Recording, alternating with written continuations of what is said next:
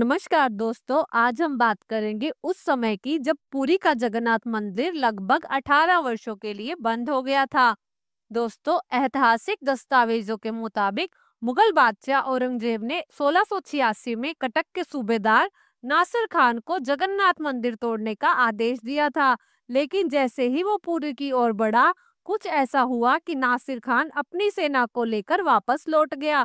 इसके बाद भी औरंगजेब ने मंदिर को नष्ट करने इसके बाद भी औरंगजेब ने मंदिर को नष्ट करने और रथ यात्रा को रोकने का फरमान जारी किया। आइए जानते हैं इसका पूरा किस्सा। जगन्नाथ मंदिर तोड़ने जा रही औरंगजेब की सेना उल्टे वापस क्यों लौट गई थी?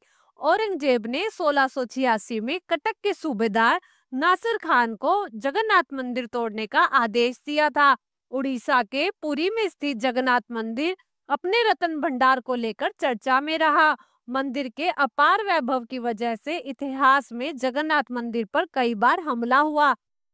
एक बार औरंगजेब ने भी मंदिर के खिलाफ आदेश दिया, लेकिन हमला करने की बजाय उसके दूतों ने ओडिशा के राजा से शांति समझौता कर लिया। औरंगजेब का फरमान प्राप्त कर अधिकारी मंदिर को नष्ट करने के लिए पुरी पहुंचे। गजपति राजा मुकुंदेव की 1568 ईस्वी में मृत्यु के साथ उड़ीसा बंगाल के अफगान शासकों के हाथ में चला गया।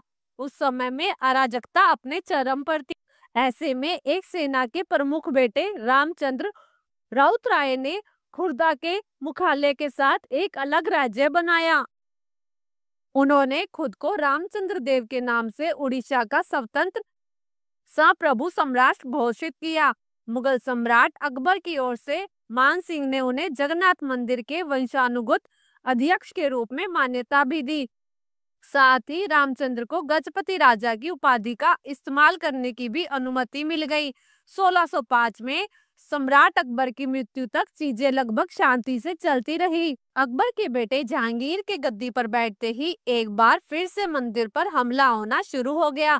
शाहजहां के दौर में वापस शांति लौट आई, लेकिन शाहजहां के मरने के बाद औरंगजेब के शासन में जगन्नाथ मंदिर के प्रबंधकों को कड़ी मुश्किलों का सामना करना पड़ा। ऐतिहासिक दस्तावेजों के मुताबिक मुगल बादशाह औरंगजेब ने 1686 में कटक के सूबेदार नासिर खान को मंदिर तोड़ने का आदेश दिया।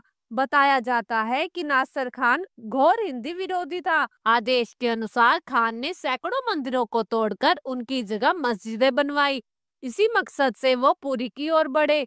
श्री कृष्ण कथा अमृत मैगजीन के मुताबिक पुरी पहुंचने से पहले नासिर खान अपनी सेना के साथ रात को पास के एक गांव में रुका था। उस रात आसमान से गिरी बिजली ने नासिर खान की सेना के कई हाथी घोड़ों को मार डाला।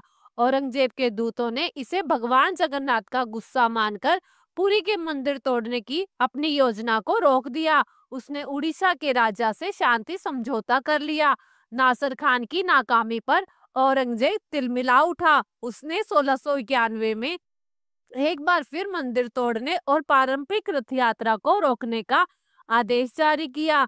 इस आक्रमण को अंजाम दिया उड़ीसा के नवाब इकरम खान ने। उसने अपने भाई मस्तराम खान से मिलकर मंदिर के इतिहास का 16वां हमला किया। उस समय गजपति दिव्य सिंह ने खुर्दा के राजा थे, जो मुगल सेना को रोकने में नाकाम साबित हुए। बताया जाता है कि जगन्नाथ मंदिर में घुसते ही उड़ीसा का नवाब सोने के सिंहासन पर चढ़ गया। मंदिर का सारा खजाना लूट लिया गया। गजपति दिव्य सिंह देव ने लड़ाई रोकने के लिए इकरम खान को रथ यात्रा के लकड़ी और घोड़े दे दिए। साथ ही लकड़ी की 4 मूर्तियां दी गई। जानकारी के मुताबिक उन्हें जो मूर्तियां दी गई थी वो नकली थी, ताकि इकरम खान वो मूर्तियां औरंगजेब को दे दे और उसे लगे कि वो अपने मकसद में कामयाब हो गया है। राजा दिव्य सिंह देव ने असली मूर्तियां मंदिर के पीछे बने बिमला मंदिर में रखवा दी। मूर्तियां मिल जाने के बाद औरंगजेब को तसल्ली नहीं हुई। उसने अपने सेनापति को उड़ीसा में भेजकर पारंपरिक रथ यात्रा को पूरी तरह से बंद करने का हुक्म दिया। सेना की तैनाती की वजह से श्रद्धालुओं ने पुरी आना बंद कर दिया। अगले 12 साल तक पुरी में त्योहारों पर पाबंदी लगी रही। स्थानीय लोगों को स्नान यात्रा, रुक्मिणी हरण जैसे त्योहार छिप छिप कर मनाने पड़े। वहीं भगवान जगन्नाथ की पूजा भी गुप्त तरीके से होती रही।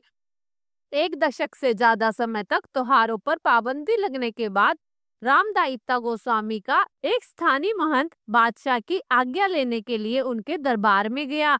संयोग से गोस्वामी के दरबार में आने से एक रात पहले औरंगजेब को सपने में अपने ईश्वर दिखाई दिए। ईश्वर ने औरंगजेब को रथ यात्रा पर लगी पाबंदी को हटाने को कहा और अगली सुबह जब बादशाह इस बारे में सोच रहा था, तभी रामदायित्वा गोस्वामी दरबार में रथ यात्रा की आज्ञा लेने आया। औरंगजेब ने न सिर्फ रथ यात्रा को मंजूरी दी, बल्कि उसने मंदिर के लिए जमीन भी दान दी। उड़ीसा के गवर्नर मुर्शीद कुलीन खान ने अधिकारी तौर पर रथ यात्रा पर लगी पाबंदी को 1703 में हटा दिया।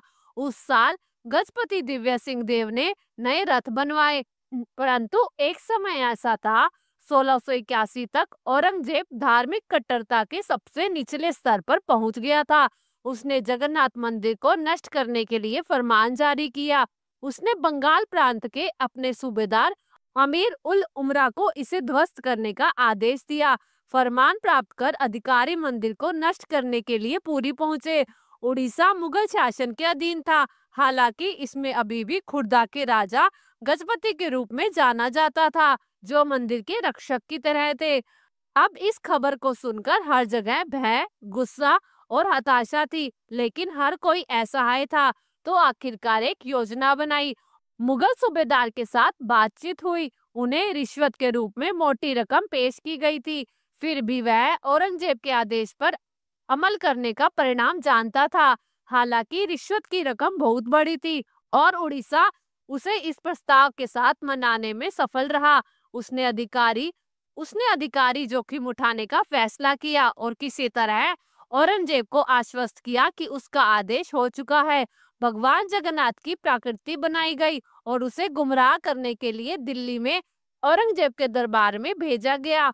मंदिर को स्थायी रूप से बंद कर दिया गया, सारी रस्में रोक दी गई, तीर्थ यात्रा रोक दी गई और एक अफवाह फैलाई गई कि जगन्नाथ मंदिर और मूर्तियों को नष्ट कर दिया गया है। वार्षिक पूरी रथ यात्रा रोक दी गई। यह सब करके इस तरह से एक माहौल बनाया गया, क्योंकि औरंगजेब का मानना था कि उसके आदेश को पूरा किया गया है। उस समय के दौरान दक्षिण में मराठा औरंगजेब के लिए एक बड़ी समस्या पैदा कर रहे थे, इसलिए उसे विद्रोह को दबाने के लिए दक्षिण आना पड़ा। सिख, जाट आदि लगातार परेशानियां पैदा कर रहे थे, इसलिए औरंगजेब इस तरह के मामलों पर ध्यान केंद्रित करने में सक्षम नहीं था।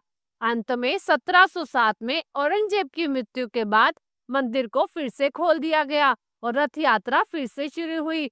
तो दोस्तों, ये थी जगन्नाथ के इतिहास के बारे में कुछ विशेष जानकारी।